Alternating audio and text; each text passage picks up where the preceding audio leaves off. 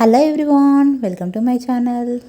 ఈరోజు ఈ వీడియోలో కాకరకాయ కర్రీని కొంచెం కూడా చేదు లేకుండా ఎలా ప్రిపేర్ చేయాలో చూపిస్తాను. వీడియో ఎండ్ వరకు స్కిప్ చేయకుండా చూడండి. నా వీడియోను ఫస్ట్ టైం చూస్తున్నట్లయితే వెంటనే సబ్స్క్రైబ్ చేసుకోండి. ముందుగా కాకరకాయలని తీసుకొని రౌండ్గా సన్నగా కట్ చేసుకొని పెట్టుకోవాలి. ఈ విధంగా ఒక బౌల్లో తీసుకొని అందులో 1/2 టీ స్పూన్ పసుపు, 1 టీ స్పూన్ సాల్ట్ వేసుకోవాలి. వీడియోలో చూపిస్తున్న విధంగా కలుపుకొని ఒక 10 మినిట్స్ పక్కన పెట్టుకొని మూత పెట్టుకొని పక్కన పెట్టుకోవాలి. 10 మినిట్స్ తర్వాత వాటర్తో ఫ్రెష్గా కడిగి స్ట్రైనర్లో వేసుకోవాలి. వాటర్ లేకుండా చూసుకోవాలి కాకరకాయ ముక్కలకి. తర్వాత స్టవ్ ఆన్ చేసి ప్యాన్ పెట్టుకొని ప్యాన్ వేడెక్కినాక ఆయిల్ వేసుకొని అందులో 1 టీ స్పూన్ ఆవాలు, 1 టీ స్పూన్ జీలకర్ర, 2 పచ్చిమిర్చి, ఆనియన్, కరివేపాకు వేసుకొని కలుపుకోవాలి. తర్వాత ఇందులోనే 4-5 వెల్లుల్లి రెబ్బలను సన్నగా తరిగి వేసుకోవాలి.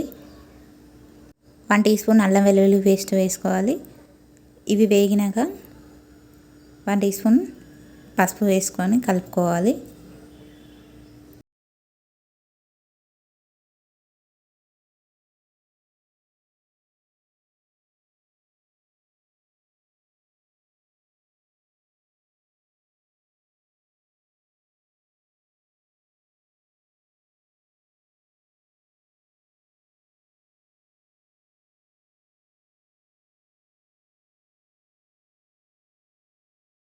ముందుగా కట్ చేసుకొని పెట్టుకున్న కాకరకాయ ముక్కల్ని వేసుకొని ఫ్రై చేసుకోవాలి.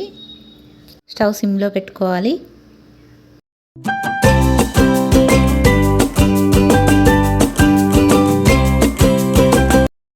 ఇందులోనే టేస్ట్కి సరిపడా సాల్ట్ వేసుకొని కలుపుకోవాలి.